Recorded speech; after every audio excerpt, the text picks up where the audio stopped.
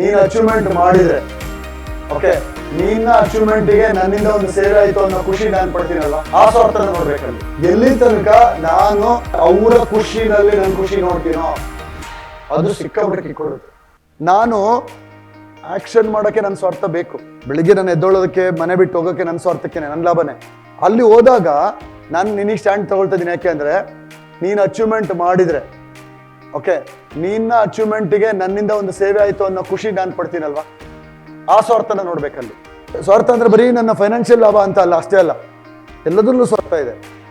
ಅದರಲ್ಲೂ ಸ್ವಾರ್ಥ ಇಲ್ಲ ಅಂತ ಹೇಳ್ತಿಲ್ಲ.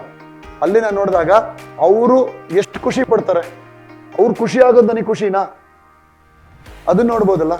ಅಲ್ಲಿ ನನ್ನ ಖುಷಿ ಇದೆಯಲ್ಲ, ಅದು ನನ್ನ ಸ್ವಾರ್ಥನೇ ತಾನೆ. ಈಗ ನಾನು ಹೇಳ್ತಿಲ್ಲ, ಈ ಪ್ರೋಗ್ರಾಮ್ ನಾನು ಮಾಡ್ತಿರೋದು ನನ್ನ ಸ್ವಾರ್ಥ ಏನು, ನನ್ನ ಖುಷಿ, ನನ್ನ ಸಾಮರ್ಥ್ಯನ ಎಕ್ಸ್ಪ್ರೆಸ್ ಮಾಡಿದೆ ಅನ್ನೋ ಖುಷಿ. ಸದ್ಗುರು ಹೇಳ್ತಾರೆ ಅಲ್ಲಿ ಎಲ್ಲರೂ ಸ್ವಾರ್ಥಿಗಳೇ, ಆದ್ರೆ ಬಹಳ ಚಿಕ್ಕ ಸ್ವಾರ್ಥಿಗಳು, ಅದು ದೊಡ್ಡ ಸ್ವಾರ್ಥಿಗಳಾಗಿ ಅಂತಾರೆ. ನಾರ್ಮಲ್ ವ್ಯಕ್ತಿಗಳಂಗೆ 1 ಎಕರೆ ಜಮೀನು ಬೇಕು, 10 ಎಕರೆ ಜಮೀನು ಬೇಕು, ನನ್ನ ತಮ್ಮನಿಗೆ ಅಣ್ಣಂಗೆ 1 ಗುಂಟೆನೂ ಕೊಡಲ್ಲ ನಾನು. ಭೂಮಂಡಲದ ಸಂಪತ್ತಾಗಪ್ಪ, ಇದೆಲ್ಲ ಯಾಕೆ?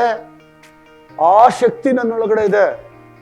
ಎಲ್ಲಿ ತನಕ ನಾನು ಅವರ ಖುಷಿನಲ್ಲಿ ನನ್ನ ಖುಷಿ ನೋಡ್ತೀನೋ ಅದು ಸಿಕ್ಕಾಪಟ್ಟೆ ಕಿಕ್ ಕೊಡುತ್ತೆ.